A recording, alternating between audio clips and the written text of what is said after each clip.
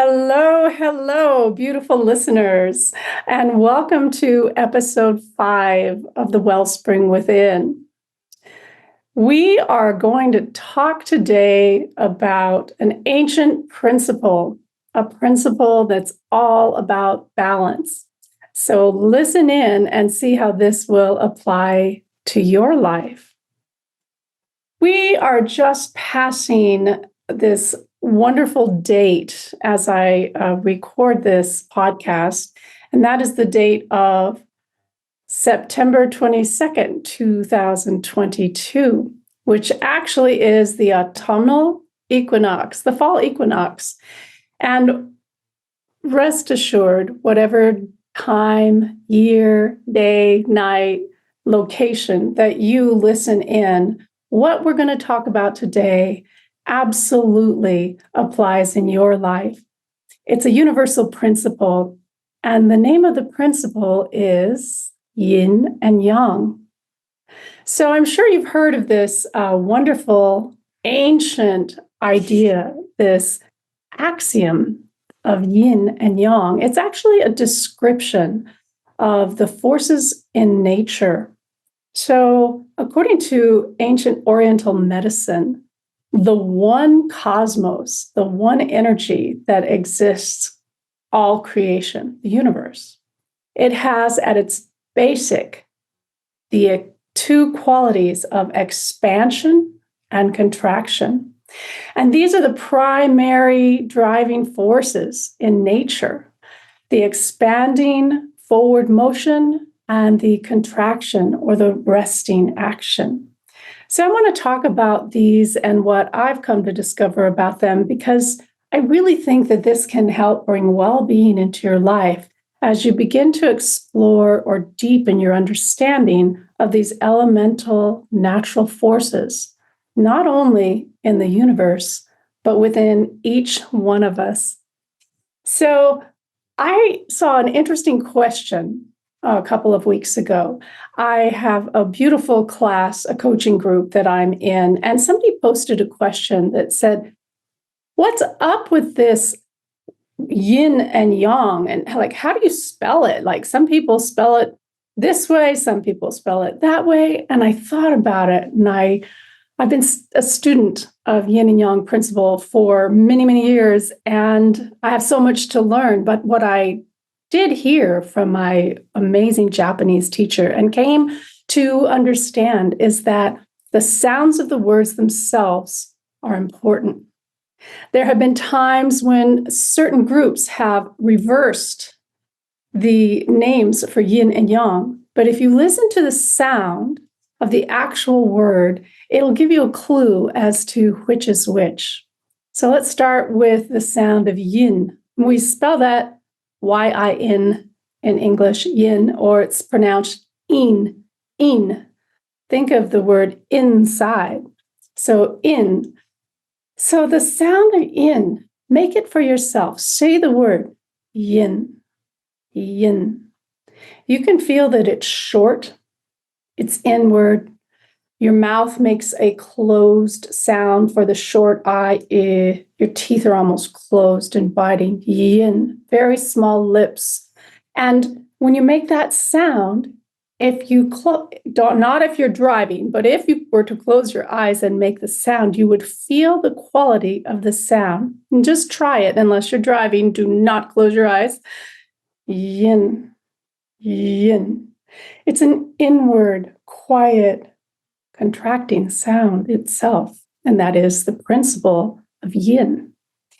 However, if you make the sound yang, yang, your mouth opens wide. The vowel sound, ah, is very expansive and open, and this is the quality of yang. It is the expansion element. And what's kind of cool about this description of yin and yang is that it points to a wholeness of balance and assumes that the entire creation and universe is constantly in a state of motion that creates equilibrium of the whole, a balance of the whole. If something goes to a big, excessive yang expansion, eventually it turns around and comes back to yin. And the cycle goes on. And so within each and every one of us, we have this experience of actions that are expansive, like lots of energy, running, going out, playing, doing, outdoors, just this open, flowing energy. And we have the experience of yin, of the quietness, going inside, of settling down, resting, stillness, and sleep. So we can see these and feel these and consider these two principles of universal energy everywhere we look. There's a really amazing axiom, a truth, a principle that I learned in my early studies of Oriental medicine, and that is that the macrocosm and the microcosm operate under the same principles. The microcosm reflects the macrocosm and vice versa. And so if we think about this in terms of the human life, the microcosm of the human life is functioning like the macrocosm of the universe, of existence. This is a mind-blowing idea for a Westerner to come in contact with this. However, there's a reference in the book of Genesis, which I find extraordinary. I believe it is said that God created man in his own image. And what does that mean? So scholars will have to tell you more about that. But for me, it's a reflection of this ancient axiom from the East, from Oriental medicine. The microcosm is reflected in the macrocosm. What that really means is that what we go through inside is on a same similar level as what happens outside. So let's take an example. One of the examples that I really like to use when I'm teaching my students is the seasons. So depending on where you are listening from in this world, you may have one season or two. I live in a place where we have all 4 seasons. And so you can adapt what I'm going to say about the 4 seasons to your zone where you live, because it's going to be different at the poles in the super northern and southern latitudes of the planet than it will be in the temperate zones or at the equator. It's an idea to consider. And here's the idea. When a new season approaches, there's a change and a shift. For example, as we move from deep winter, where it's been colder and darker, and the days are shorter, when you start moving into springtime, maybe you see the spring rains in your region, or the winds come up, or the light begins to expand, the days are longer. There is a feeling that you may have sensed. Is there not? I know that the feeling I get is one of expansion. And when I finally see those little buds of flowers coming up, there is almost a joy that starts coming up. The quietness of winter, the hibernation time opens up, and there's this magical feeling of growth and opportunity and hope and expansion just naturally. Have you experienced anything like this? I wonder, in our culture, my culture, the modern world, this modern scientific world, we have really been trained to think with the scientific method and follow the rules and do what's customary. And we have a very strict code of what we think life is about. And it's not so in every culture. What I'm specifically referring to is our attunement with nature. I'm going to give you an example. You know, I always considered myself like a natural girl. I was in tune with nature. I loved nature. I'd go out, I'd commune. I was a tree hugger. I'd watch the skies. I'd collect the rocks. I'd see the animals. And there's just nothing that made me feel better than being in nature. And so I felt I was pretty attuned. In fact, I could sense the first whiff of spring even before the weather changed or the light changed. I could tell. I would wake up one day and I would sense it. I would almost smell it. It's almost like a sense is almost like an inner smell. It's so subtle. And I wonder if if you've had something like that. I could call it an inkling, but I just knew it. So one of the things that happened in my life was I took a job as a reading teacher for special education students. This was long ago when my kids were at home, my little babies, and they had just gone into school, and I wanted to be there to support them. So I wasn't doing my doctor work, but I went into the school system for the family's schedule and found that I really loved it. So I had a little group, a reading group of fourth graders. And I will never forget this experience that happened. It was humbling and just so endearing that I remember it to this day, 30 years later.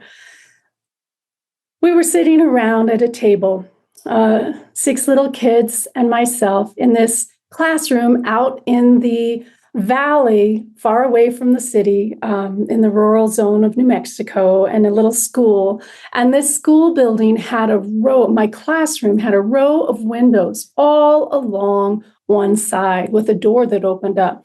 So it was really nice because we could actually feel the outside air and breathe real air and not be in a canned environment.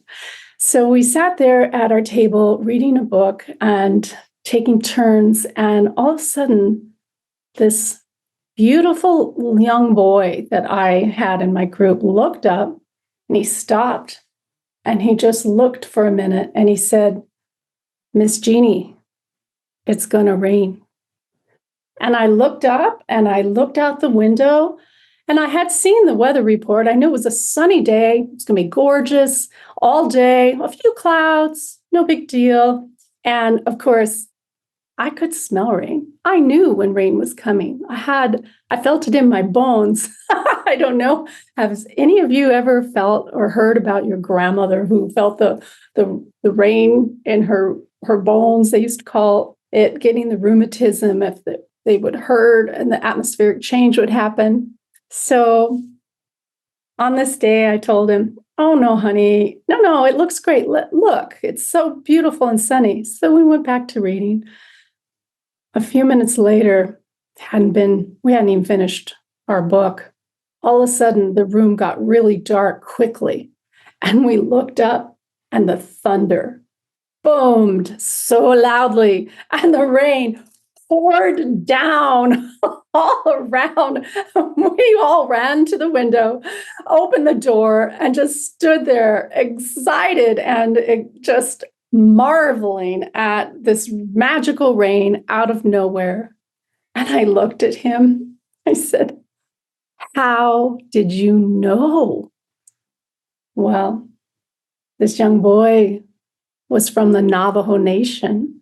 And he told me, "Miss Jeannie, my grandpa taught me." And I'll never forget, because it just blew my mind that I thought I was so in tune. And this experience showed me that I had a long way to go. And not only that, the magic and the fact that a culture that I had not grown up with still held such a closeness to nature that they train their little ones to be in tune and sense it. We can take a lesson from this because ever since I studied with Sensei Nakazono and learned about these principles of Oriental medicine, I have been watching nature even more closely and watching inside to see what's affecting me. And you can do that too. Even if you've never smelled the rain or sensed the season changing, although I bet you have, you can start to apply this idea and check out these ideas of expansion and contraction and the seasons and the fact that we are a microcosm in tune with the macrocosm of nature. So, really, how does this principle of yin and yang help us in our own lives? Stay tuned for that answer. And we're going to listen to a little message from Golden Life Healing to give you a tool that can help you create your own highest well-being and get in touch with that energy inside. Hello, I'm Dr. Jeannie Arunima at Golden Life Healing, and I want to share something with you that has been extraordinary in my life. Are you someone who is looking for a way to keep stress from creeping up into your life and causing havoc with your health? Listen carefully, because I've discovered a secret that empowers all of your well-being naturally, and it's so easy. It's an ancient practice that's been used by seekers and mystics of all traditions, and it's available right now to every single one of us. And what is it?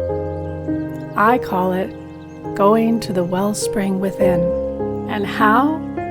I've made it effortless for you in Golden Life Audio Journeys. Golden Life Audio Journeys are transformational guided meditation created to help you empower your energy and health and well-being. But listen, you don't have to take my word for it. Visit my online store and see for yourself. At Golden Life Audio Journeys, you will find all kinds of empowering topics, such as self-healing and self-love, prosperity and gratitude, as well as inner peace and relaxation. So after the podcast, head over to the audio store at goldenlifehealing.com. When we take the time to create and foster our own well-being, it's also a gift to those around us. For truly, as we heal ourselves, we heal our world. All blessings and love to you from goldenlifehealing.com.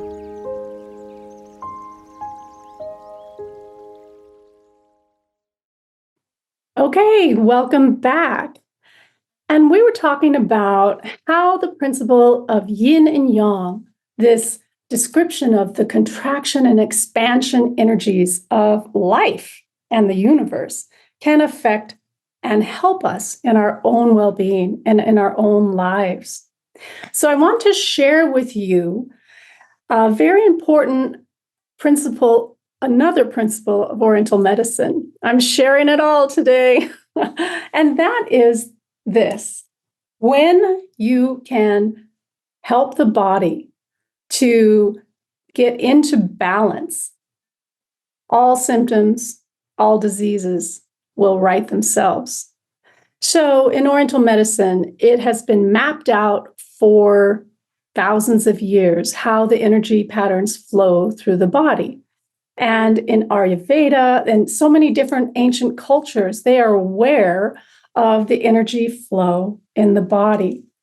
And we have divided it into the elements further, but we're not going to talk about that right now. So if you know about Oriental medicine and the 5 elements, just that's awesome, because the balancing goes to the elements themselves.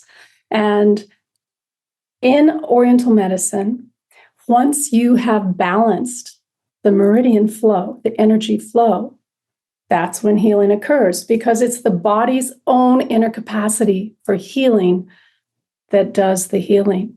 So it is the practitioner's job to assess and see where we might be out of balance.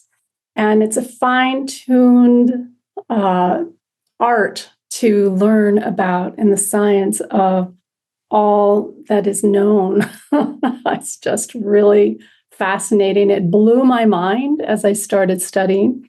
And in those days, many decades ago, acupuncture and oriental medicine wasn't really well received in the States. And these days, it's just wonderful.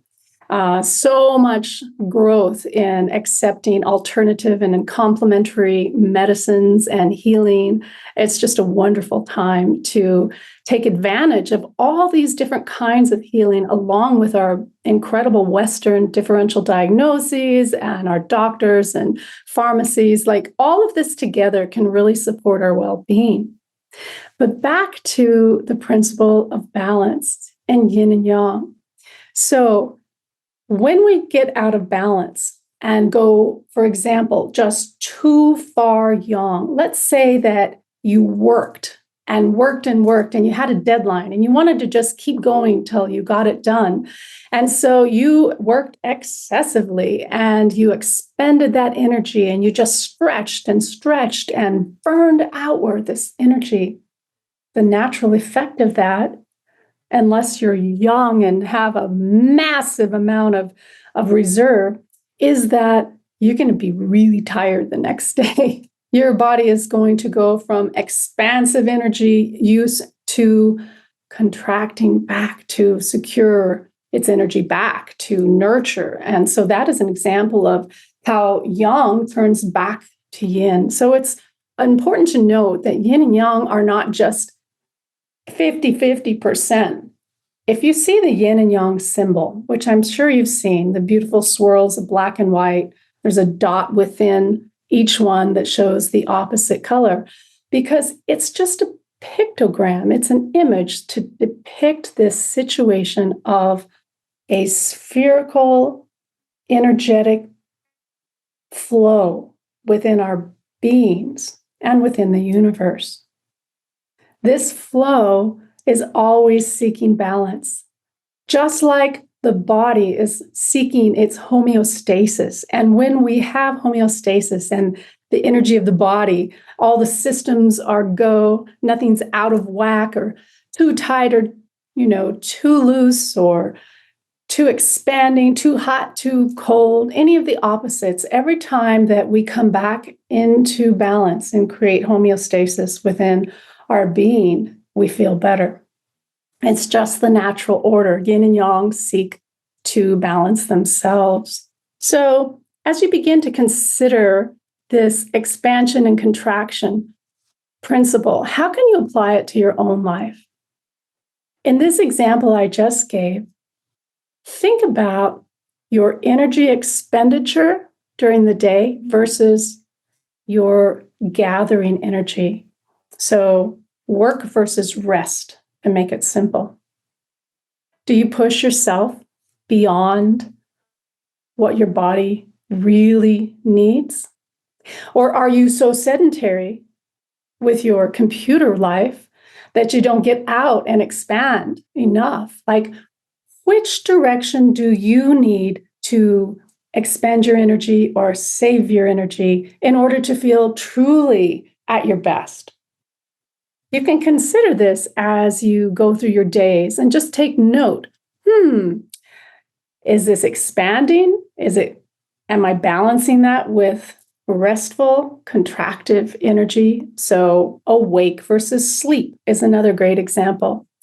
Are you getting enough sleep? Is there enough yin going inside to support you in your daily outward activity?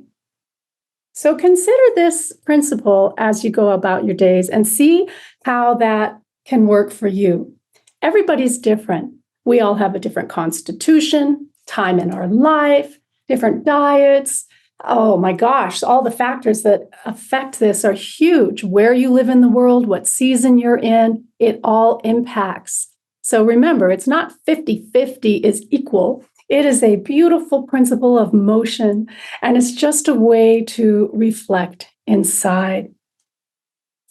So, what's our takeaway here? The takeaway for me, once again, goes back to awareness. In our last episode, we talked about balancing our schedules.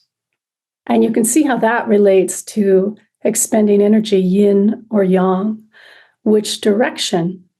If we're always going in an outward direction, are we feeling grounded and balanced? If we're always staying inside and on the computer or focused, are we getting enough expansion to feel good? Check in with yourself, watch yourself, and take good care. Because as we change seasons, things change for us. Our needs change. We may need a little more sleep. We may need to change our diet. I'll talk a little bit about diet principles down the line, just so you can look at kind of how to apply this yin and yang principle to your own food choices. But for now, just watch and see how much expansion is in your diet, how much contraction. And expansion might be fire, like the expanding high caloric foods like sugar, alcohol, the coffee that really blasts you open and creates this expanding energy. Are you running on this kind of fuel? Or are you also nurturing with the more yin foods, such as whole grains, vegetables, the quality meat if you eat meat? So this principle applies to all areas of life. And you don't have to know anything about it. You can just check it out in terms of, how are you feeling? Are you expansive? Are you inside? Like, is there a nice balance between that in your overall life? So that's it for today. And I really hope that these ideas give you a tool to percolate inside your mind and watch and have that awareness, because truly we create our own well-being.